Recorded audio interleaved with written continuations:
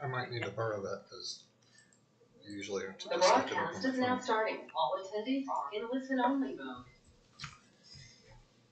mode. Go. All right. All right. I call this Board of Zoning meeting to order. Let's see here. Can we hear the? Sorry. Can we get a motion on the previous minutes or discussion? Roll call. Oh, roll call. My bad. Kathy Gardner. Present. Patricia Hatcher. Yes. John Kissinger. Anthony Romano. Here. Dennis Warnick. Present. All right. Now we'll go to the previous meeting minutes. If there are no corrections, I make a motion to approve them as submitted. Second. Got a motion and a second. All in favor, say aye. Aye. All right. Motion carries.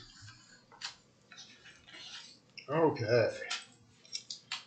All right. So anyone tonight wishing to speak, please stand up for the oath. Go ahead and raise your right hand. Do you swear or affirm to tell the truth, the whole truth, and nothing but the truth? If so, say I do. I do. Okay. You're sworn. All right. Any old business? No.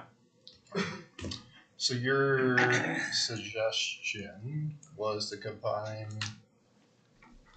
But you could take Maybe do number two first. two first? Okay. Mhm. If they don't want to stay, they can. I got you. Perfect. Okay. All right. Yeah, we'll go ahead and start with 25-C-VAR-10.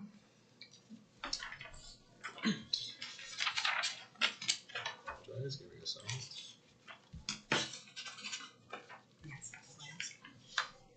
My daughter's calling me.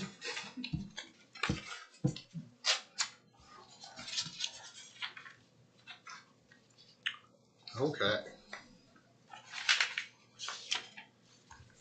All right, so variance of sign code for a billboard at 597 West Connexion Way. Oh wait, no, sorry, my bad. That's the other one. Let's see here. Yeah, that one's the one. Is this one? Yeah. Okay. Mm-hmm. Yeah. So, development standards variance for Franklin and Cynthia Walter at 132 West Cambridge Drive. All right, do we have a staff report? Yes, we do. So, up. So this is a variance at 132 West Cambridge Drive in Chesapeake Landing, lot 49 to be specific. What is being proposed is to construct a 6-foot vinyl privacy fence, which would include, enclose most of the backyard and parts of the side yards, which will be shown on the site plan in a second.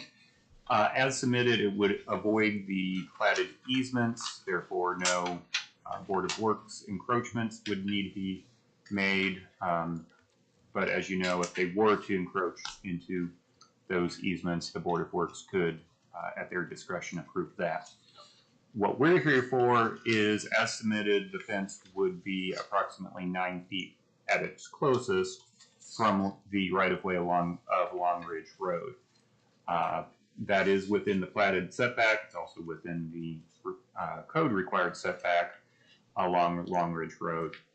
Code requirement says that the maximum height for fences in any required or platted front yard is 4 feet.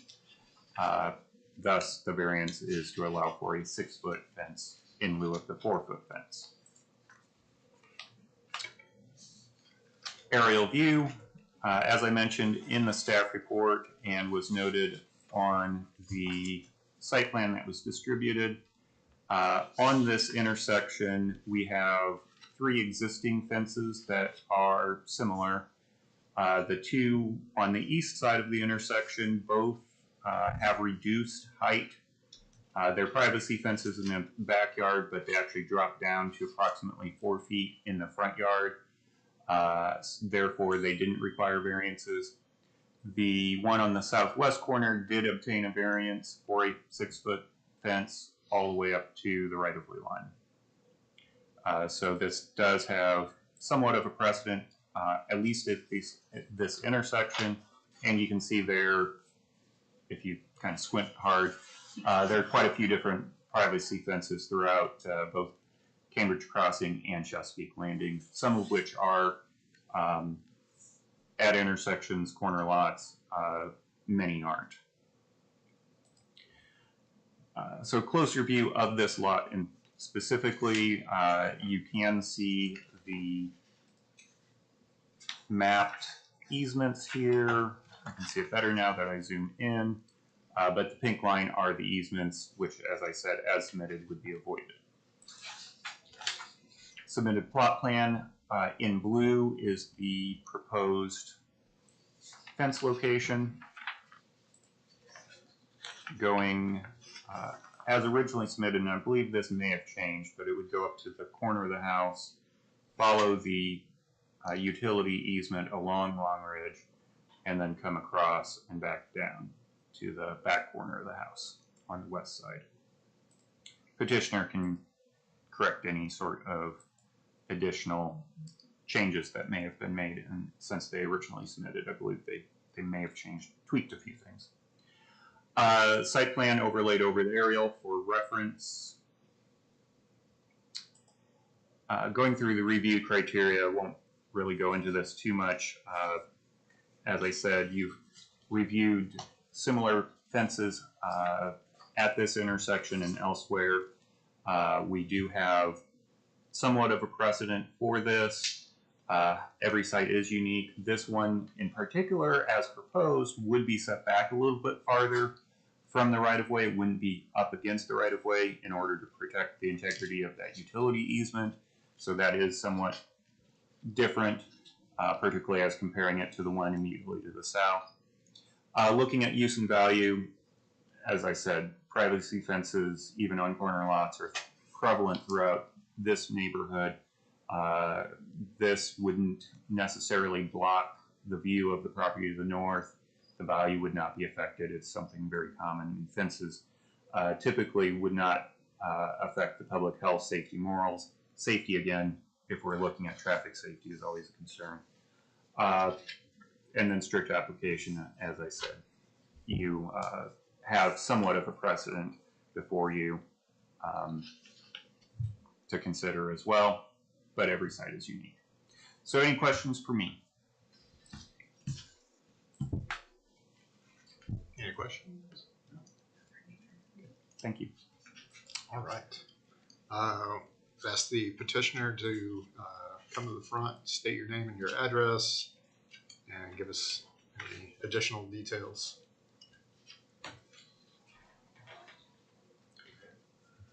Franklin Walter.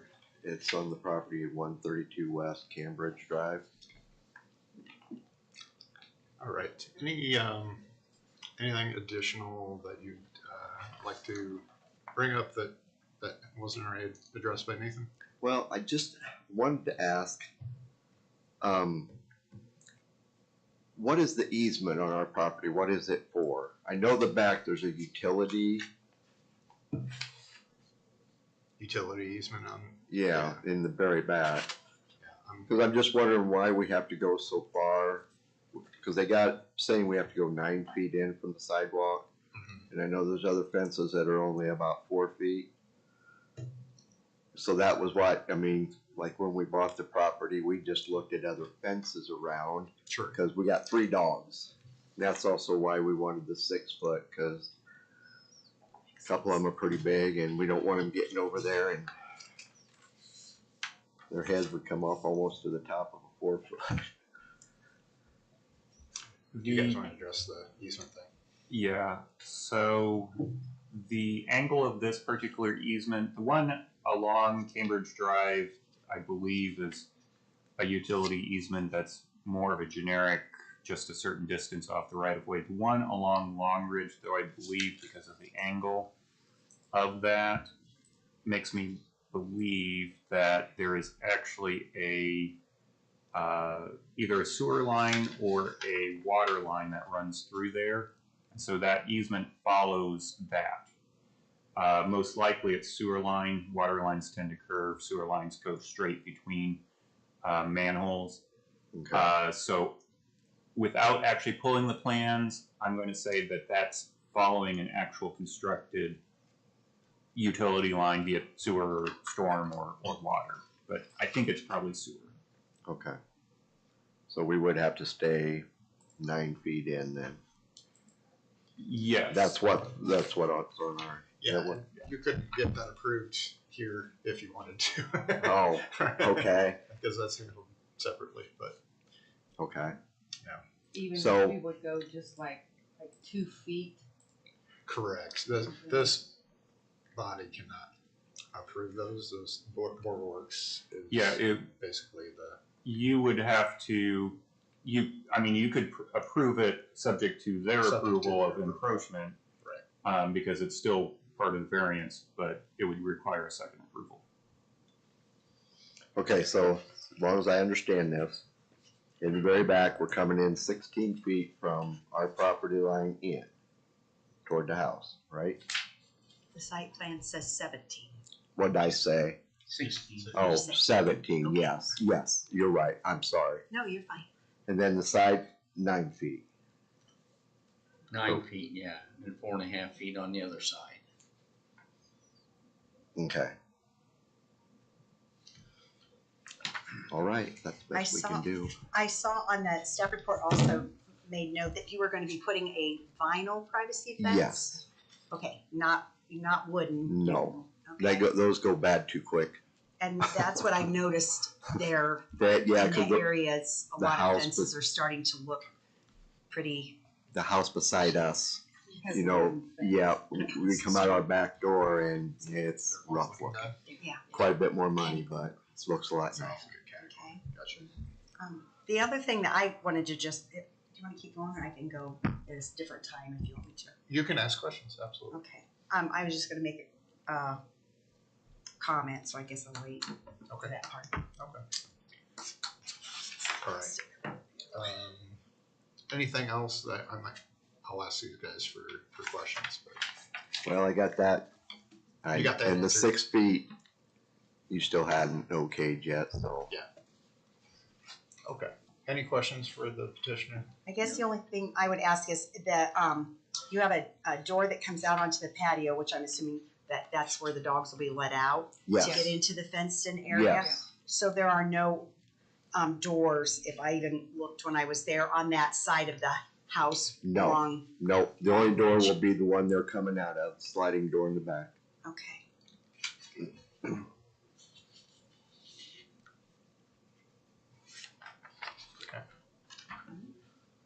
Dennis or Pat, anything additional? The only other thing I just comment, whatever, so that's Okay. All right. You may sit down and we'll take additional comments if there are any. All right. Anybody else wishing to speak for the petitioner? Okay. Anyone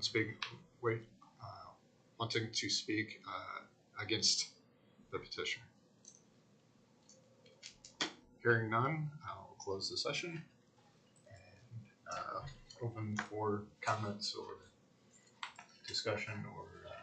Mr. Chairman, I make the motion for Can the I- approval. Go ahead. Sorry, I just wanted to make a comment here. In front of us this evening, we were given pages for our the Columbia City zoning ordinance that was revision 10, which happened on May 27th, happened to be a revision to the fencing and wall section of our zoning ordinance, which gives us the rules and regulations that we go by when approving or the department issuing permits for fences or walls on property within Columbia City. The thing that really concerns me is that on May 27th, the revision to this section of the ordinance was made, and they did not revise the section that says any fence or wall which projects into or encloses required front yard shall not exceed 4 feet in height. So I really have a concern with fences in the front yard, and I know it doesn't seem to be a front yard, but because you're on the corner, so you have 2 front yards. I really have a concern about approving a 6-foot fence in the front yard, because I just feel like if this was something that was important when this ordinance was revised on May 27th, that that change should have been made. So that's what I just wanted to say. Mr. Chairman, I make the motion for the approval of 25-C-VAR-10. Okay. I have a motion from Dennis. Do I have a second? I'm gonna second it. Okay. Go to a vote. For all those in favor, say aye. Aye. All those opposed? Aye. Okay. Motion carries. All right. You are approved, and then I'll let these guys comment on whatever they need to provide you in the future. Your fence company requested the permit, so we'll let them know that it's been approved, and then we can do for that tomorrow.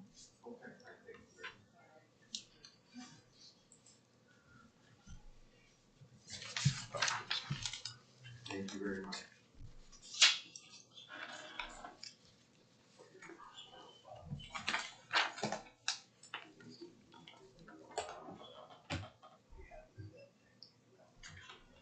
So what happens if I said That'd be it. Thank you very much. I thank you for your time.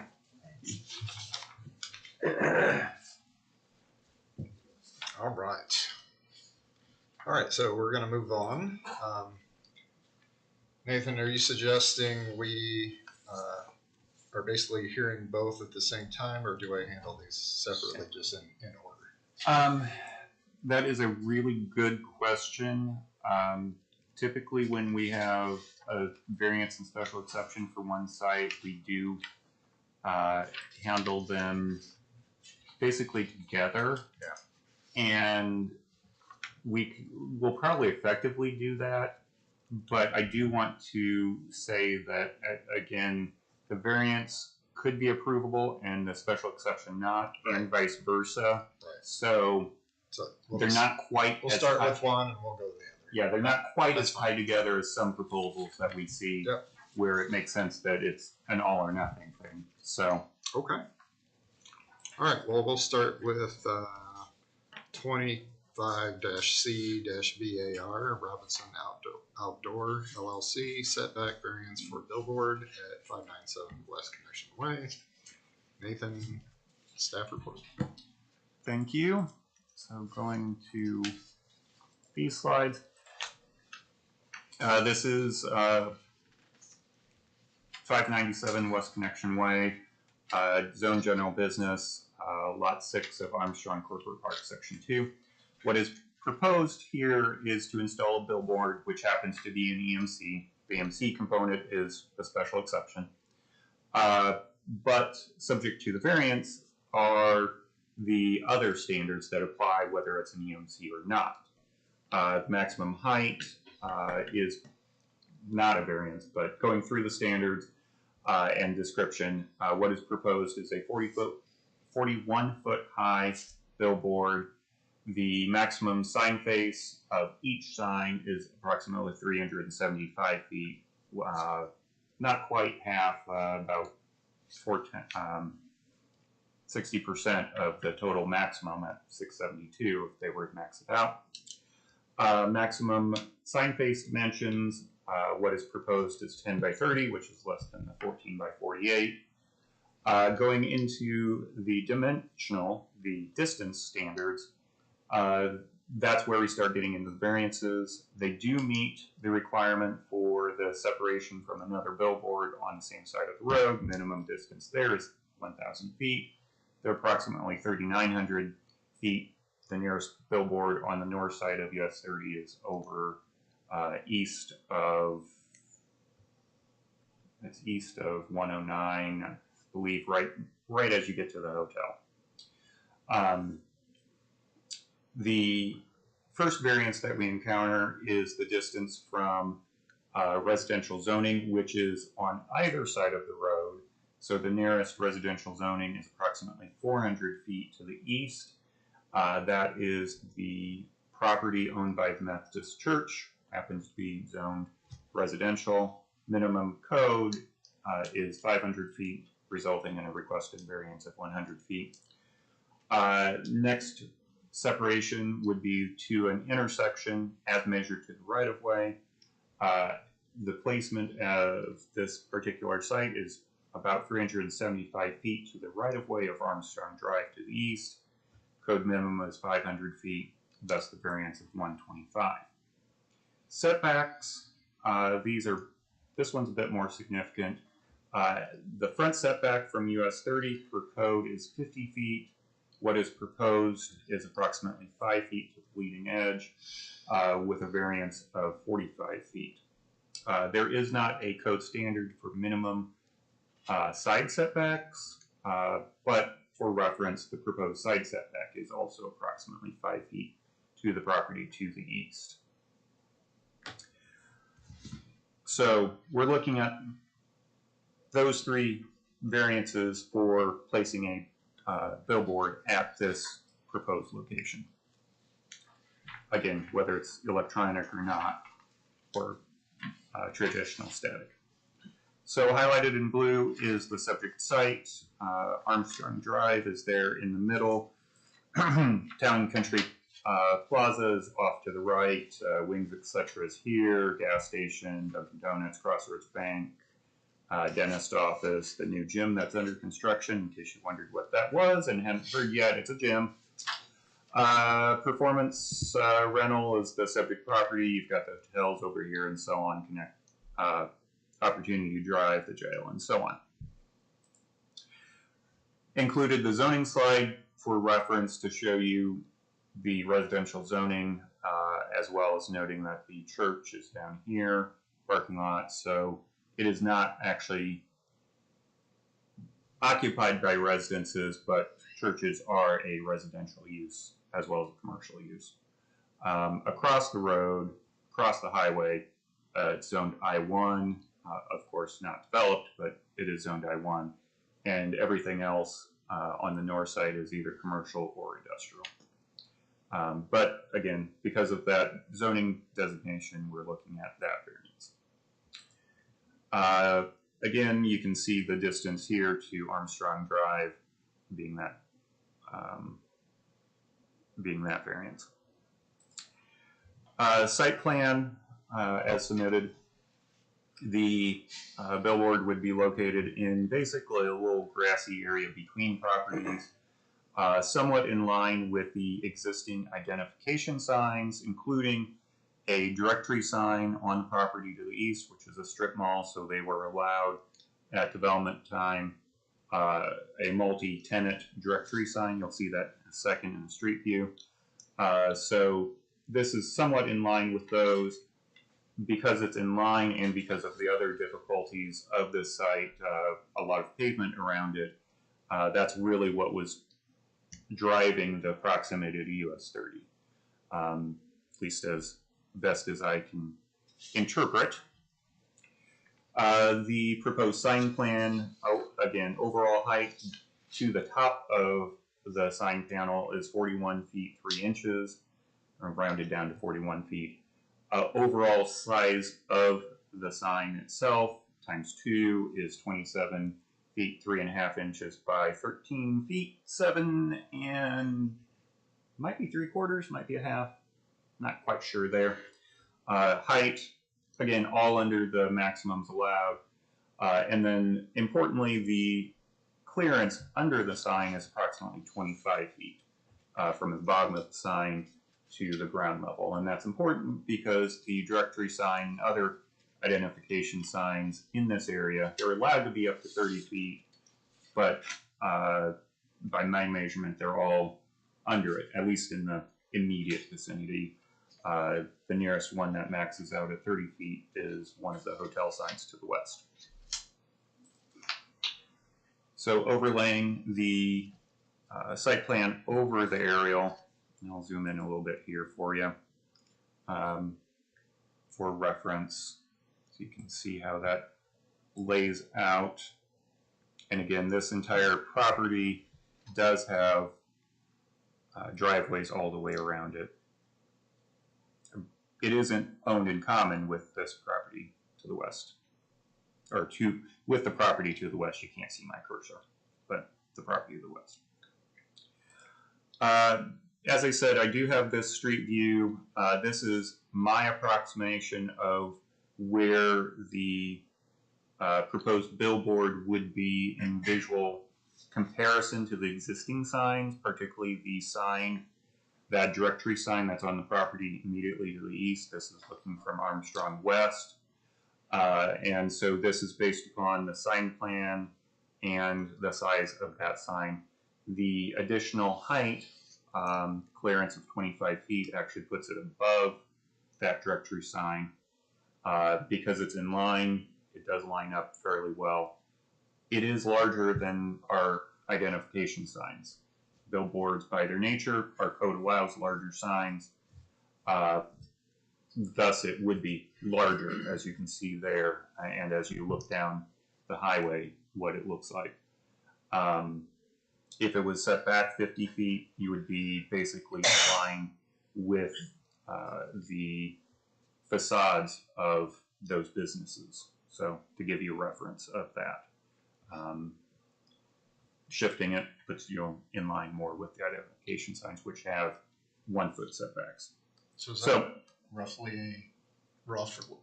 in line with that marathon sign? Yeah. Basically, the identification signs all along this stretch are approximately in line with each other. The directory sign there is actually set back a little bit more. Yep. Marathon signs brought forward. You can see Holiday Inn and the Quality Inn. The Holiday Inn is, I believe, the nearest one that's a full 30 feet tall. Those are fairly close to the highway. So, yeah. Again, roughly in line. So going to the variance criteria.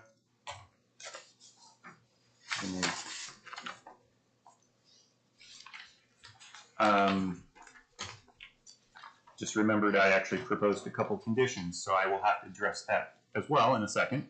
But going to the review criteria, wouldn't really be looking at any injury to the public health or morals. Signs don't have impact on those typically.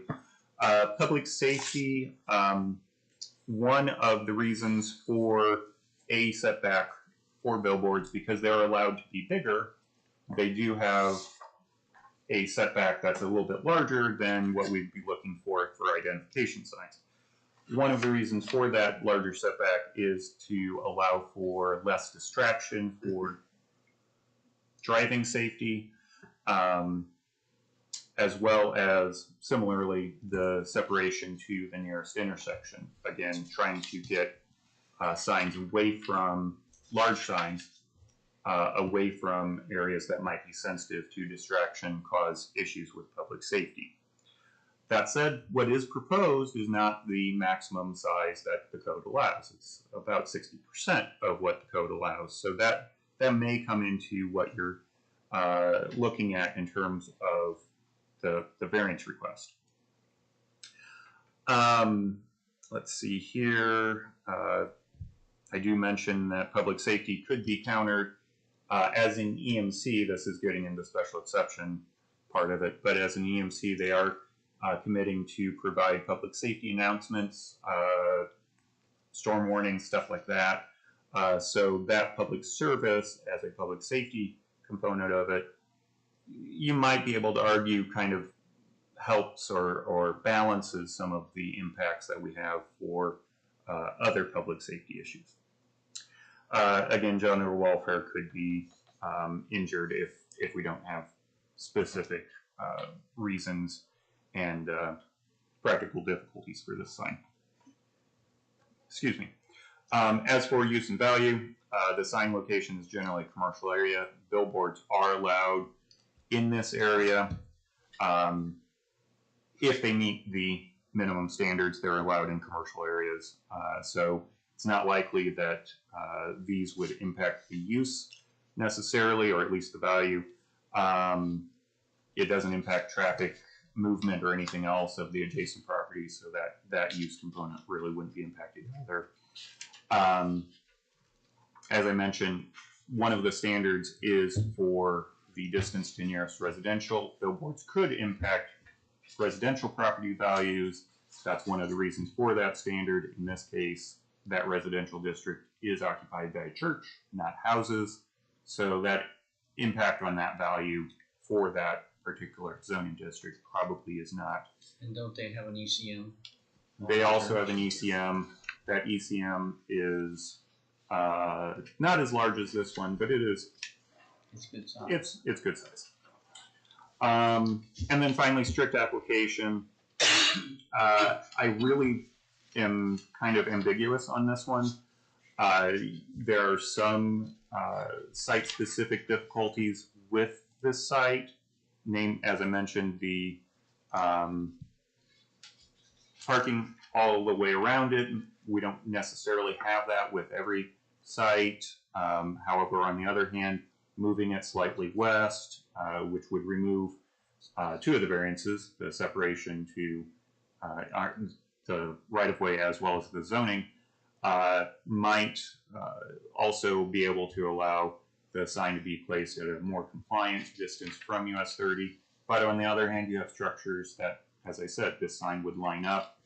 And in order to counter the structures obscuring the view of the sign, it would perhaps need to be raised to a height that maybe be even more prominent than what is being proposed. So balancing all of that out, as well as just whether a sign at any location in this area is appropriate if it can't avoid getting a variance, are things that you definitely can look for. As I mentioned, if we do approve a variance without specific difficulties, very specific grounds for it, you do have the risk of setting a precedent for sign proliferation. We just talked about a similar precedent-setting thing with that fence. So do keep that in mind as well. I think there are some grounds for a practical difficulty here, as I mentioned, but we do need to make sure that that is stated. Finally, and again, I apologize, I did not put a slide together. I will here real quick, but I do propose two conditions of approval. One is pretty standard, that it's as presented and for the site plan. And then two, that the variance is for the proposed sign only, replacement of the sign, excepting for the sign face, which can just be changed, would require additional compliance with, would require compliance with the code or an additional variance. And I include that specifically here to make it clear that this is tailored. If you approve it, it would only be for this very, very specific approval, not changing it slightly, lowering it, whatever. It would meet the approval as is. Again, and that is going back to the idea of tailoring it and trying to avoid setting precedents for proliferation. Shouldn't there be something added to that, that if it's a different company goes into that building, that they have to come back for an approval? They can't use the sign without, or not? This is a billboard and not a identification sign, Okay. so it's independent typically of the tenant. business. Okay, Even if it was Okay. identification sign, Okay. we'd be running in First Amendment issues, okay, which I'm trying to kind of work around. yeah. Good question though, good thought. So where's the controls for it? I mean, who changes I'll let the petitioner answer that. He's got a good answer for that. But any other questions for me? Okay.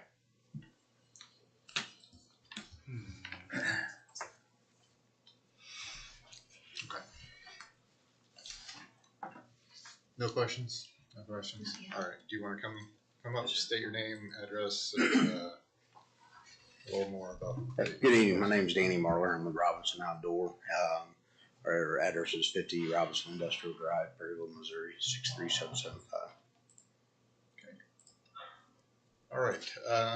Tell us a little bit about the sign. One of the biggest components that we have, Mr. Robinson, he was in the billboard business back in the 80s. He sold out to Lamar and Drury and all them guys. He was a pretty successful businessman in a stone company. Then that sold, so he decided his passion was billboards. So we're in year number 5, and we have about 130 digital billboards in the ground right now. In 5 years, we're actually predominantly the fastest growing digital billboard company right now. New structures as well. In the process of us building this company, myself and my general manager were both retired police officers. So we thought, what we can do for the communities that we're going into? What can we do to help them? I know a lot of people make broken promises. Oh, we'll do this, we'll do that. But I believe you guys got a copy of our benefits package, community benefits package that we sent. We want to make sure everybody got a copy of that. We put it in writing. We're not we're going to do it and we never show back up. One thing good about digital billboards versus your static display billboards, once they're built, there's no connection with the community.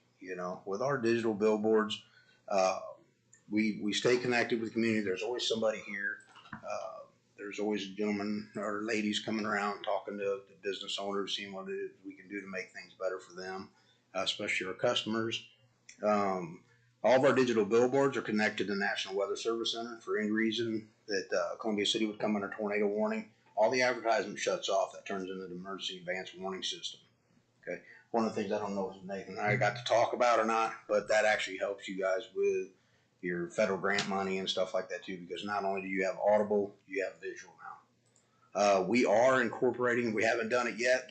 We're not sure when that transaction is going to take place, but we're actually trying to build all of our new signs to have mounting brackets on top of the units, so that way if cities need a place to put audible sirens, we have the capability of attaching them to our signs as well. So now you got visual and audio in the same location.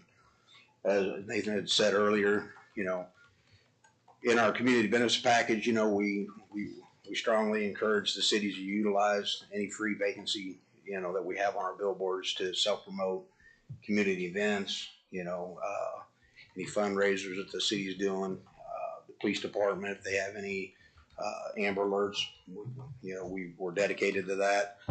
Silver alerts, if they have anything, fire department, Public Works, they also have access to this knowledge, you know, or this piece of equipment to put out stuff that they may be doing to promote the fire department, or if Public Works has got a boil water order they need to put out, that's another issue, you know. So there's a lot of things that we're trying to do to give to the community. I mean, I'm actually the main real estate guy with our company, so I get a lot of phone calls from town leadership, you know, hey, what would it take to get you to come in our community? For the mere fact that they see too much tourism money going right by on the highways. You know, other towns are predominantly growing because they're getting that tourism money. This is a way to put it in there and get them people to stop in your communities, get your businesses up there, get them out there, and get them exposed to the people.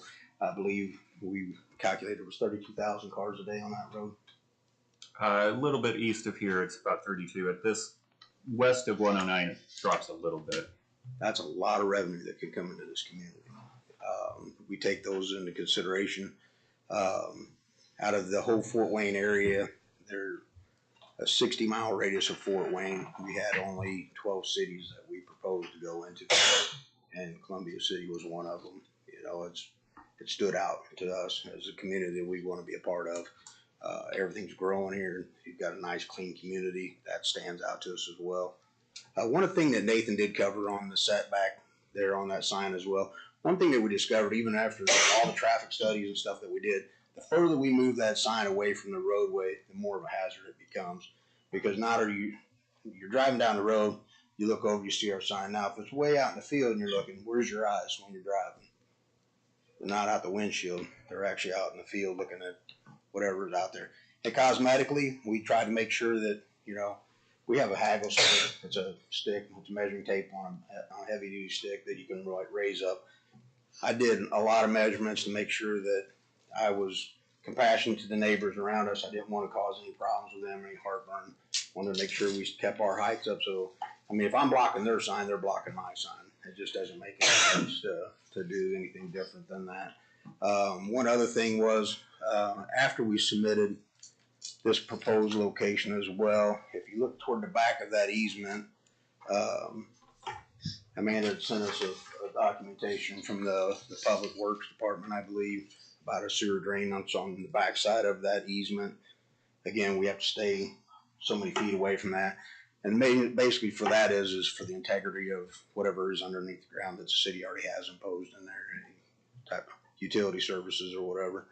So that was one of the other things, you know, we're definitely gonna have to make sure we keep in mind when we're doing that. And I believe it requires another inspection as well from the Public Works Department. But other than that, like I said, I think we pretty much covered. We're not trying to build an interstate billboard in your local community. That's not what we do. We take the distances away from the highway, we take the measurements from the traffic lights, and we come up with a happy medium to make sure that it's compatible for what we need to do, but at the same time, we're not putting 640-something square foot sign out there on the side of the road. So you're aware that they're going to be redoing US 30 at Yes, some sir. point? Okay. Yes, sir. Yes, sir. Absolutely. That was made crystal clear to me from the beginning. From the So the leaders. stoplight's probably gonna go away, most of them, Most of them, yes, sir. hopefully. Sometimes I don't know. Them roundabouts, they can be they can be just as challenging as a traffic light. Yeah, I don't think People there'll be don't know how to roundabouts use them. on 30, I think there'll be overpasses. Overpasses. Gotcha. But So yeah, either way. You're basically, for lack of a better term, leasing the area that sign's gonna be on. Yeah, we buy perpetual easements is what we usually do. It's permanent. It's kind of unique because the owner of both properties, Aaron Schmucker, actually is buying out Mr. Meineke from his property for the Power Sports building there. When we were all started doing the surveys and everything else, Mr. Meineke actually realized he didn't have an ingress egress for his property as well. So he's like, well, I'm glad this came up because I need to get that before we finalize our sale to you as well. So kind of killed two birds with one stone on that. The other question is, or one of the other things that was brought up in Nathan's discovery was the distance from the church property as well. You know, half dozen one, half dozen. They do have an electronic message board there in front of theirs. as well. I know it's usually zoned commercial when it's involving a church, but currently it's zoned residential. We do take that into consideration as well. And whenever I first came in here, I never talked to any of the landowners. The first place I went to was to see this young lady and this gentleman right here to make sure that it was a fit for the community as well. You know, we want to make sure we're following all your rules, regulations the best. And to be honest with you, I believe, if I'm not incorrect, this is probably the only place in the city now that you can build a sign. I didn't do all the measurements. From the distancing. Yeah, it's becoming tighter. Yeah. I don't believe it's the only, but it is becoming tighter. So does anybody have any questions for me regarding our billboards? I will, shall we, right now? Go for it. So that was one of my questions was, had you looked at other locations? Yes. So, and you wanted it within the city limits or? Yes, ma'am. Okay. Yes, ma'am. So, Well, with our community benefits package, ma'am, that's the benefit of putting them inside the community, you know, is because if I put it out on the interstate, you know, it's not doing your community any justice out there. We're not helping. I mean, we're still helping people out on the highway, but it's not doing, you know, our interstate boards, we don't have a program per se for community development as far as interstate reads. It's pretty static. and then you kind of touched on the Board of Works approval then for that 20-foot utility easement, because you kind of talked about that you had talked with them about. It was brought up after the fact that Okay. we had So you gotten- haven't gone to the Board of Works and requested, because your pole and the majority of the sign will be within that 20-foot utility easement then? Well, we're actually buying the airspace. It's a monopole. It's a single pole. That pole will be over in the grass area. It won't even be near the actual storm drain system that's in there as well. The easement is still wider than that, so. Yeah, the easement is, but But like I said, it's still a platted easement, so Yes, it's ma'am. still a platted 20-foot okay. utility I easement understand that what you're runs. I get what you're saying. Yes, ma'am. Okay.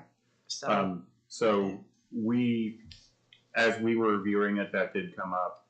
And it was a matter of chicken and egg, BZA first, Board of Works first. So since the process had already been started, he had filed with BZA, we were going to bring that then to the Board of Works if this was approved. So theirs is, as you know, administrative approval typically, and they've already done the practical review of avoiding utilities and so on. So there has been discussion, it's just not a formal approval yet. One other question that Dennis had brought up, and I apologize for backtracking. He had brought up something about how the sign was controlled. Our signs are all monitored 24/7. There's people sitting in a room just watching every one of our digital billboards. They monitor them religiously. If for some reason something was to go wrong, they can shut them down just with a phone call. Okay. That's all internet based. Same thing with all of our digital billboards. I know sometimes when you're driving down the highway, I've seen it whenever I was coming up from Missouri up here. There's some of them in Ohio even. You're like driving like, man, that thing's bright. Well, those are, generally speaking, those are on-premise signs, and they're not controlled by the state, so they don't have to regulate the brightness of their signs. In every state that I've been in so far, the state regulates the brightness of our signs. We have an auto dimming system built into our signs. So that way, if it's like an overcast day, it automatically dims itself down. You know, the brightest the sign usually is probably high noon when it's competing against the Okay, direct so then sunlight. it dims itself at night. And then it automatically dims down as dust sets in. It actually all dims itself for some reason. And the state actually comes by and they're pretty good at regulating that, testing it. They'll call us up and say, hey, they'll just sporadically say, we're picking this board, we want to go over and measure. Go ahead, because we always set ours lower than your standards anyway, so we don't have any issues with them as far as that goes, as far as requirements by the state. But then, like I said, everything else is handled remotely. It is internet based. If that answered your question, That sir. answers it. I guess because we're kind of talking about it all together, you know, I personally am concerned about the location of this due to the existing buildings that are there. We've got parking areas where people are, you know, even coming through in the easement, driving back and forth to the strip. I'm just going to call like a strip mall building there. There's parking areas all around that, and it's just a very small area. Plus, two, there's a lot of signage already for existing businesses that are along, you know, pole type signs that are for the businesses to the east and to the west of this. It's just a very congested area. So I personally have a concern with it, whether it's, you know, electronic or not, you know, it's a billboard. So, that's, you know, just my comments on that. I think we're just trying to cram something into a very small area.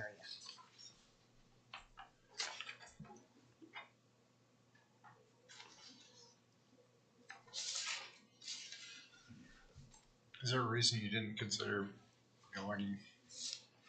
Well, the property there to the west of it, they wanted to leave that up for future development. For the mere fact that there's a chance that someone else, I mean, you're getting ready to put a gym in right behind there. That was one of the other things we didn't want to conflict with other signs that are going to go onto that property. That's why we chose to go in between the other two on-premise signs that are already currently in that area and go above them so that we're not blocking or causing any issues with their on-premise signs. Another question that I have, we were given information today too regarding the restrictive covenants, protection restrictive covenants for Yes, ma'am. Armstrong Corporate Park. So even though we do not enforce restrictive covenants, I most certainly do take them into consideration when I'm, you know, And we will thinking have about to this, as well. or residential or whatever. So that again is another concern of mine, if that's not something that's been, you know, addressed with. Yeah, neither one of the landowners have brought that to our attention. It was actually brought up to us by Amanda doing her research. So that is something we will have to address before anything's done further as well. Like I said, we're trying to be friendly neighbors. We're not in here to make waves or cause any problems or any heartburn with anybody.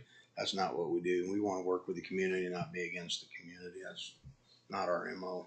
So I appreciate your questions though.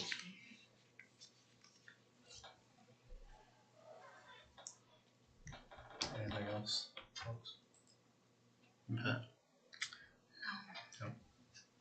Okay. Thank you. All right. Anyone else wishing to speak for the petitioner? Anyone else wishing to speak against the petitioner? Hearing none, I open for comment or motions. Discussion? So, Okay, well, if we're gonna do these one at a time, I will make a motion for the approval of 25-C-VAR-9 with the suggestions as mentioned. okay. I have a motion. Do I have a second? Okay. Do not have a second. And any discussion? No? Okay. I'll make a second to Dennis's motion, All right. so his motion does not fail. So we have a motion and a second for the 25-C-VAR-9, correct? Okay. All in favor, say aye. Aye. All those opposed? Okay. Motion is denied. So you still need to take you still need another motion to take affirmative action. Okay. Whether that be continue motion to deny, or you could do another motion to approve with a different set of conditions.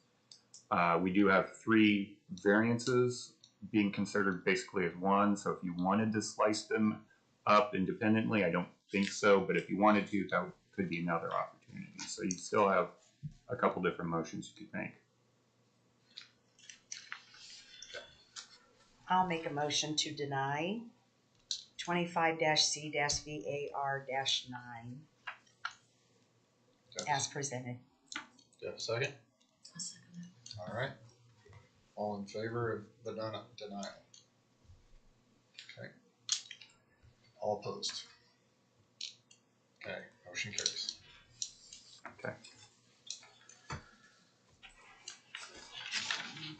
Do we need to handle? So whether we handle the special exception, I'm going to ask the petitioner whether he wants to go forward with the second part or not.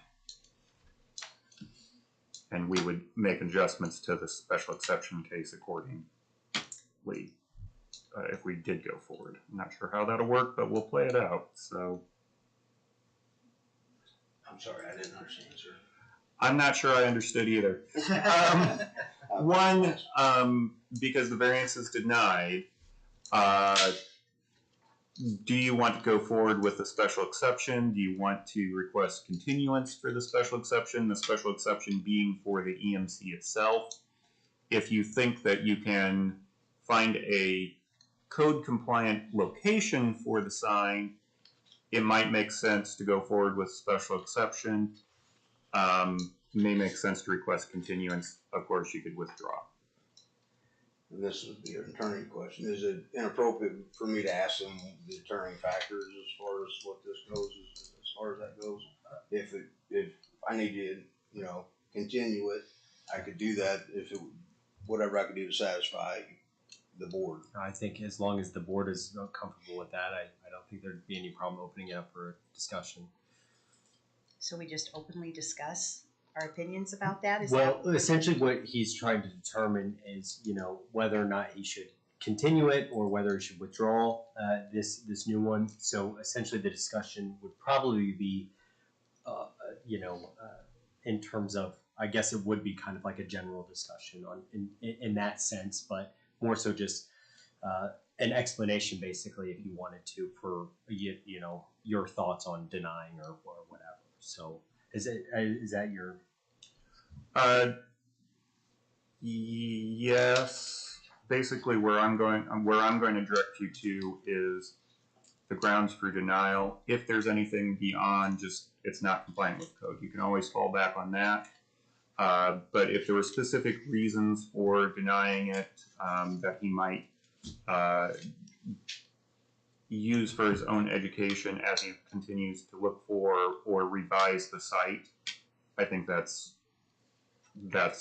perhaps where. But again, the code is the code, and if you denied it because it doesn't meet the code, then that's fair to say too. And I felt like in my denial that I openly listed the items that were of concern for myself and the reasoning for my denial. So, which were several. So I guess don't speak for Tony or for Pat though. So. Yeah, to me the encroachment of of 30, and then the just like there's a lot going on already in that space, and to me it was just So I guess my question would be, would it appease you more if I moved further down west, or, we'd still be in our regulations, but we'd be a little bit further away from that area. I'm just asking questions here. I'm not, I'm not trying to be hard on this. I just want to know if it's worth my time to just do I don't like further. the location. I just don't think the location suits what it is that you for your billboard. I just don't think it's a good. I just don't think it's a good location. Okay. So, in my opinion, I wouldn't be interested in approving anything on that site. Okay. So that's my coming from question me. is, to be compliant, if I move to the vacant lot that's beside them, I would actually be within compliance of the city's rules and regulations. We'd have to do the review, but it could be compliant, yeah. It That's my only sounds, it question. sounds to me like you'd have more luck getting it approved if it was on the eastbound side of the road instead of the westbound side of the road. No, not necessarily. No, not at That's all. what you just said. There's too much going on that, on this Well, that strip part- mall that right parcel- there. that There's parcel. nothing going on over here. right in here, but if he would want to move it farther to the west, Dave owns The that.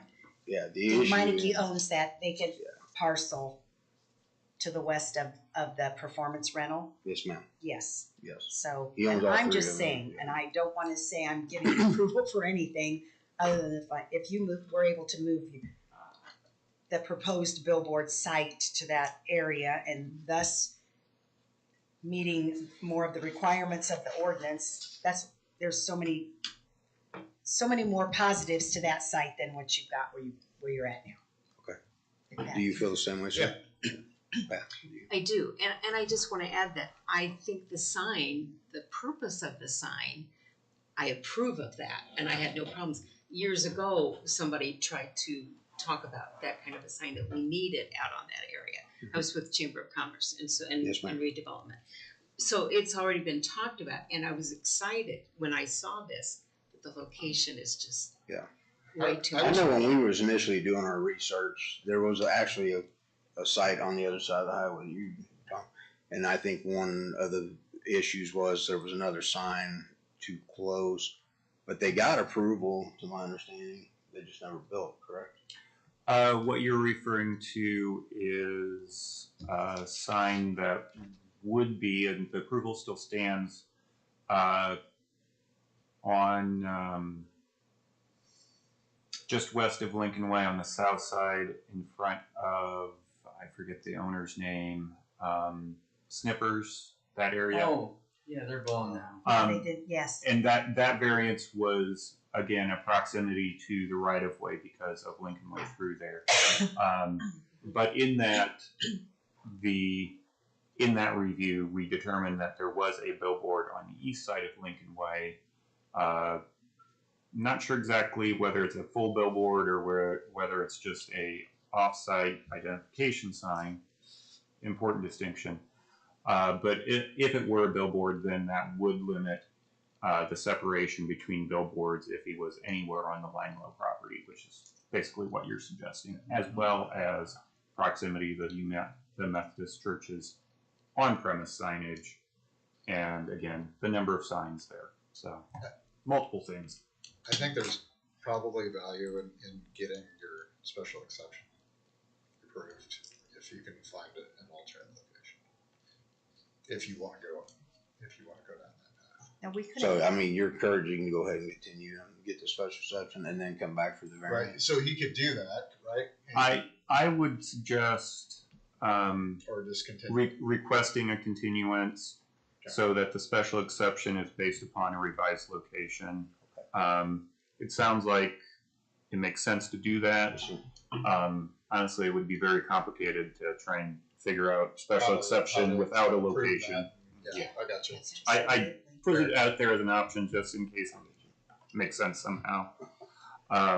But based upon, if you think that you could get a revised location in the same area, I think continuing this special exception would be appropriate. If it winds up being quite a ways away, then it probably would have to be a new special exception just so that the notices go out to the correct people. But if it's the same two parcels, common ownership, so if it's still the same ownership parcel, I don't think we're in the wrong for continuing it. So, And that would be basically my question to you guys, I've been spending money, obviously. Yeah. If you ever had a survey done, those aren't cheap. Yeah. I am using a local company though, so it is nice that we're actually using somebody from locally for doing that. So he's very familiar with that property. If I can get Mr. Meineke to agree to it, I wouldn't have any heartburn moving to that location, pre-approved. But I want some kind of encouragement and investment from you guys as well. You know that I'm not I'm not dragging around a flat tire. You know, I really want to. We really want to be here. That's the whole reason I'm here. You know, I drove 8 hours to get here to make sure I was here for this meeting. So it's important to us. So I would like to make a motion on 25C SE2 to continue this special exception for possible amendments and to the next available meeting for the petitioner. Am I allowed to do that?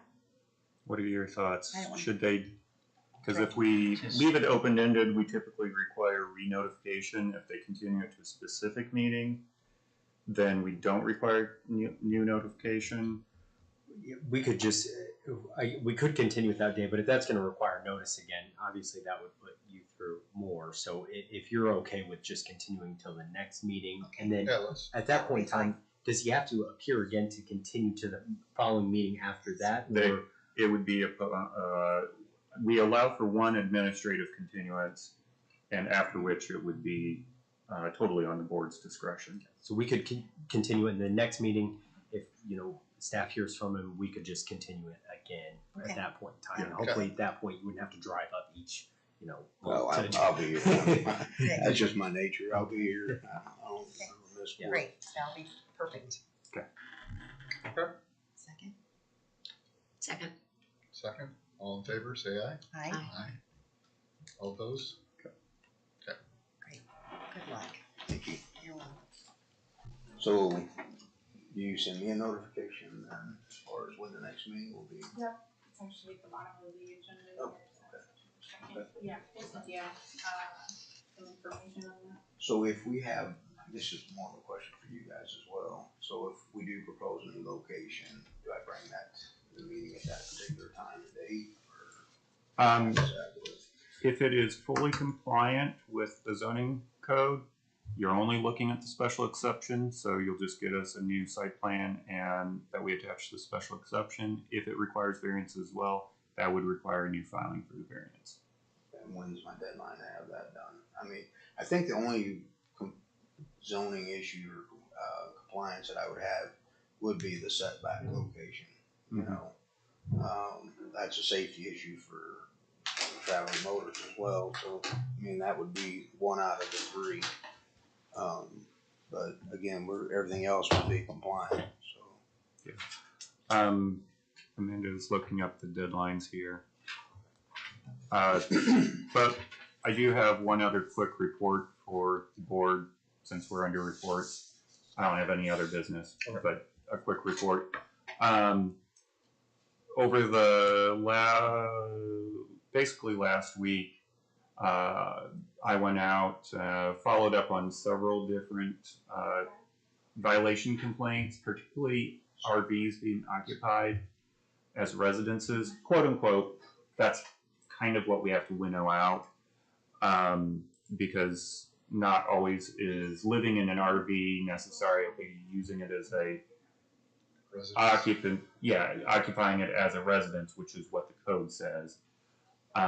You could just be setting it up and moving it out. This takes a week and a half to do so, and I caught you at the wrong time. Anyway, so we're sending out several of those, some based on complaints, some just on our own notice. We also have a property that the community enforcement director officer brought to my attention. He is very diligent about the city codes, trying to figure out what zoning code, what city code. This particular property is has about 12 different vehicles on it that has grown in number in the past, say, year. It's grown from virtually, I think 2 on the aerials in 2024 to, as I said, about 12. Various states of disrepair in a residential zoned area.